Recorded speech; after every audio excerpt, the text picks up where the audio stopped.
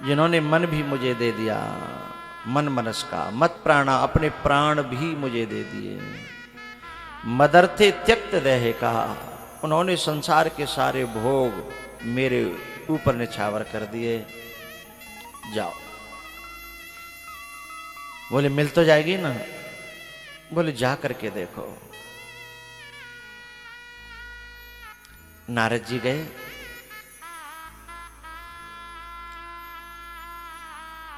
ये गोपियां पढ़ी लिखी नहीं है, ये बहुत वेद पाठी नहीं है, ये बहुत विद्वान भी नहीं है, लेकिन केवल जीती ठाकुर जी के लिए है। ये सबसे बड़ी उपासना है।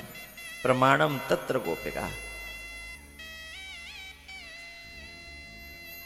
गोपियों की तो जब भगवान भी याद करते हैं तो आंसू आ जाते हैं। रोकते हैं कि कोई समझेगा नहीं उनके प्रेम को, क्योंकि प्रेम जो है ना वो बताने की चीज नहीं है, और जो बताया जाता है वो प्रेम नहीं है।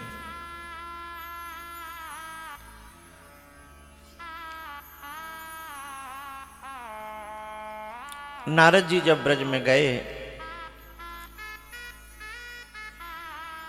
जैसे ही नारद जी की ध्वनि सुनी, सब गोपियां इधर उधर जो लगी थी भगवान के चिंतन में, कोई कहीं कोई कहीं कोई कहीं,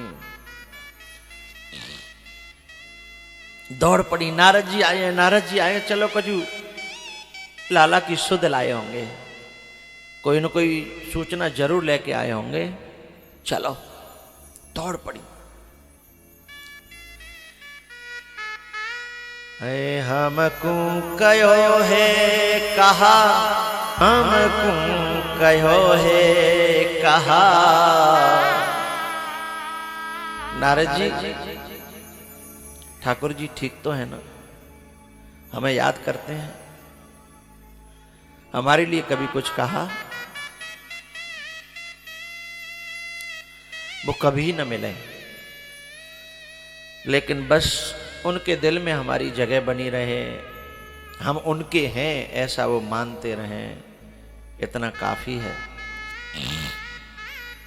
कुशल क्षेम है ना सब द्वारिका में? नारद जी बोले नहीं। अरे बोले क्या हुआ बताओ? बोले ठाकुर जी के माथे में कई दिनों से दर्द है। अरे बोले तुमने दवाई नहीं कराई? बोले बहुत दवाई कराई, कोई दवाई लग नहीं रही।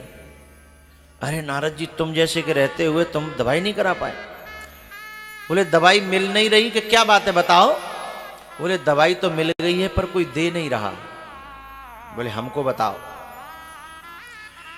बोले कोई भगवान का भक्त जो अपने चरणों की धूल दे दे तो भगवान के माथे का दर्द ठीक हो जाएगा।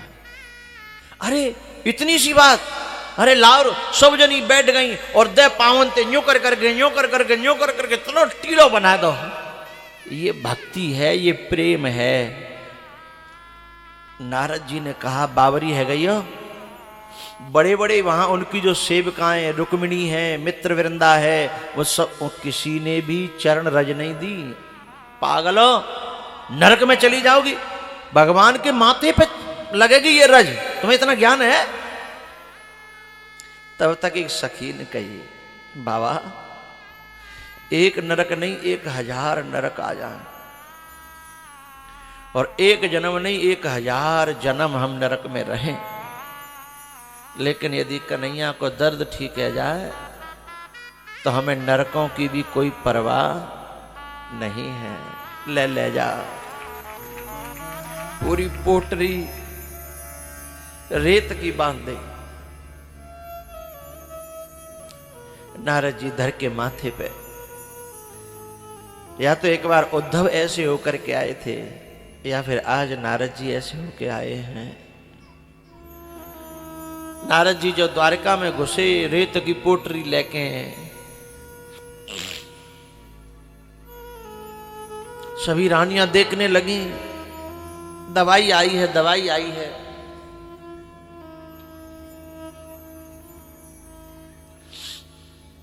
रानियों ने देखा, कहां से लाए हो बाबा, कहां से लाए हो? बोले ऐसे वृंदावन से मैं गया। बोले तुमने बताया नहीं कि नरक में? अरे उन्होंने तो कहा एक नहीं हजारों नरक मिले हैं, एक जन्म नहीं हजारों जन्म मिले हैं, लेकिन आप ले जाओ। वो रज लाया हूं, पर मेरी आंखें खुल गई। मैं अपने मन में बड़ा भक्त बनता था। रुक्मिणी ने कहा बाबा मेरी भी आंखें खुल गई। ता मन मनस्का मत प्राणा मदर्थे त्यक्त देहिका, जो सेवक साहिबं सकोची। जो सेवक जो है अपनी किसी सुख सुविधा में आग न लग जाए, इसलिए मालिक को दर्द में देख ले, वो काहे का सेवक है, वो काहे का भक्त है, वो काहे का शिष्य है।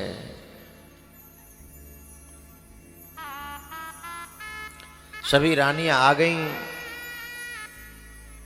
और उस रेत में से जैसे ही ठाकुर जी ने लेकर के अपने माथे पर रज लगाई, पूरा रनिवास रो पड़ा। उद्धव जो था ना,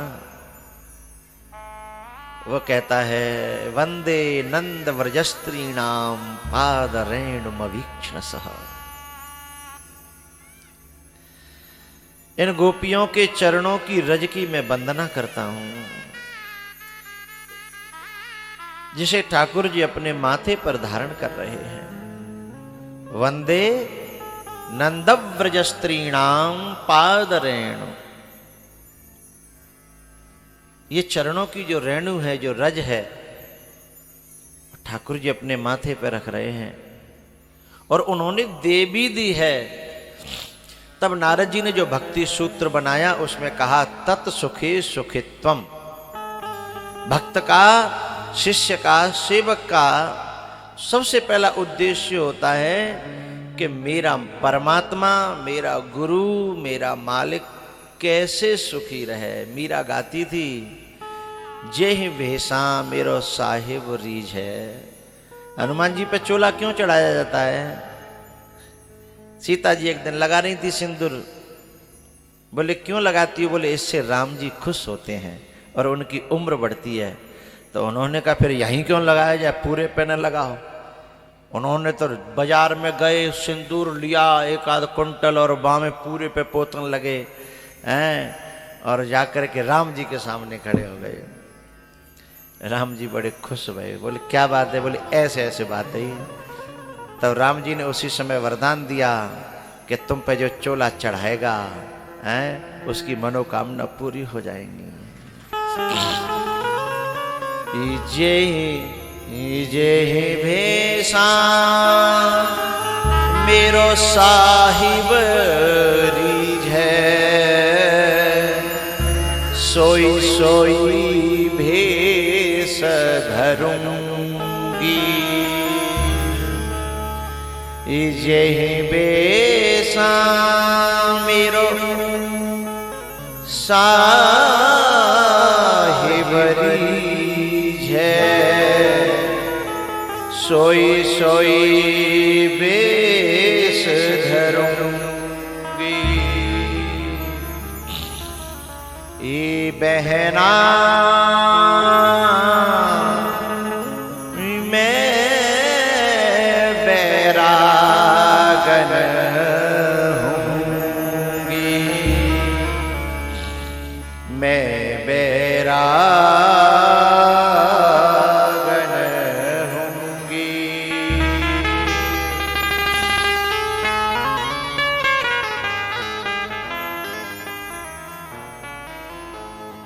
तत्सुखे सुखित्वम।